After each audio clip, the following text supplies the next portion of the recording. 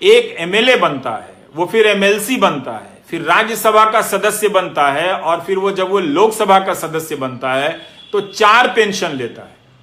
और आपसे कहा जाता है कि हम पेंशन नहीं देंगे, क्योंकि अंग्रेजी में 4 एडिटर बैठे हैं, वो आर्टिकल लिखते हैं कि गवर्नमेंट को ये बोझ नहीं उठाना चाहिए।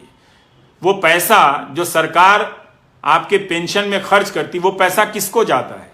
5 बड़े उद्योगपतियों को जाता है जब उनका धंधा चौपट हो जाता है। तो सरकार जनता का टैक्स लेकर जनता का पालन पोषण ना करे और 4 उद्योगपति का धंधा डूब जाए तो उनको 5 लाख करोड़ दे और 2.5 लाख करोड़ आपके पेंशन पर खर्च ना करे। और कहा जाता है कि आप एनपीएस में निवेश करें। क्या हम और आप एक ही योग्यता रखते हैं? मान लीजिए कि मेरे पास 10,000 है और आपके पास भी 10,000 है, यहां पे 100 लोग हैं, सबके पास 10-10 हजार है। क्या सभी लोग बराबर क्षमता रखते हैं शेयर बाजार में निवेश कर अपने निवेश को बढ़ाने की? उनमें वो क्षमता है, दृष्टि है? मुझ में तो नहीं है, बहुत सारे लोगों में नहीं होगी। क्या उनको छोड़ा जा सकता है? इसलिए आपकी मेहनत की कमाई टूटती जा रही है और यह प्रक्रिया चली आ रही है लंबे समय से। इसी का नतीजा यह हुआ है कि हम आज इस मोड़ पर पहुंचे हैं कि हमारी अर्थव्यवस्था ठप हुई है, नौजवान बेरोजगार हो गया है। तो आपकी जो नौकरी है वो व्यापक आर्थिक नीतियों से जुड़ी हुई है। अगर आप इसको नहीं लाएंगे बहस के केंद्र में, इसे मुद्दा नहीं बनाएंगे, इस पर आप अपने आप को नहीं आजमाएंगे, तो मेरे दोस्तों, ये बीच बीच में मेरी 40,000 की नौकरी, मेरी 50,000 सदस्यों की नौकरी, इसको लेकर आप लड़ते रह जाओगे, कोई फायदा नहीं होगा। 17 सितंबर को आपने इतना बड़ा आंदोलन किया, कोई फायदा नहीं हुआ। आप मेरी बात को सुनो, मेरे बारे में जो अफवाहें फैला रहे हैं वो फैलाते रहें। आईटी सेल का यही काम है, उनको मालूम है कि मैं बुनियादी सवाल कर रहा हूं और ये वो सवाल है जो 2017 से उठाने के कारण मेरा मजाक उड़ाया जाता है, पर मैं जानता हूं कि ये गलत हो रहा है, इसका शिकार मैं भी हूं। अगर अर्थव्यवस्था नहीं बढ़ेगी तो मेरी भी कमाई नहीं बढ़ेगी। हम जैसे लोग जो ऊपर जा रहे हैं नीचे सड़क के नीचे आ जाएंगे। और आपको तो जीवन में 10 साल या 5 साल के लिए ऊपर जाने का भी मौका नहीं मिलेगा। मुझे तो मिला भी, लेकिन मेरे जैसे बहुत कम लोग हैं और आप जैसे जो मुझसे ज्यादा काबिल हैं, आप लोगों को एक सिस्टम की नीतियों के तहत बर्बाद किया गया। आप समझिए इस बात को।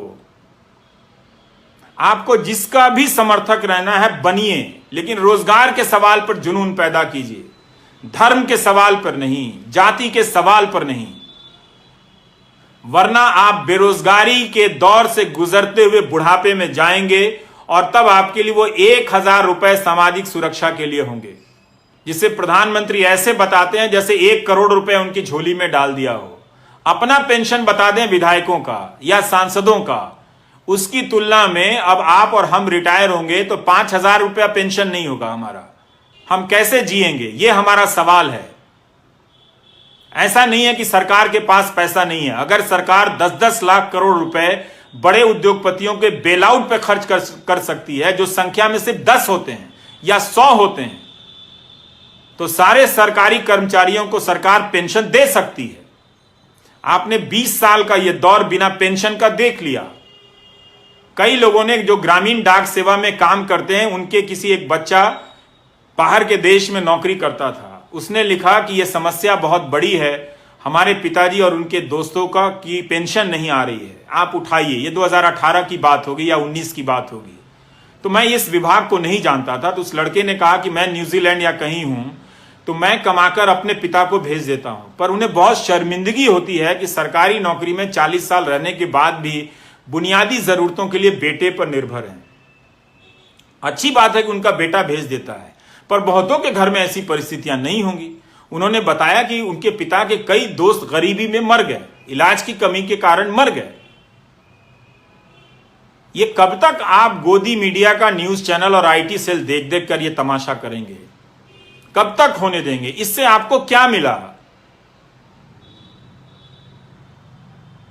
यह आपको समझने की जरूरत है। इसीलिए मुझे लगा कि मुझे नौकरी पर चर्चा करनी चाहिए। मैं क्यों पढ़ रहा हूं एक अर्थशास्त्र, ये मेरे काम का हिस्सा नहीं है।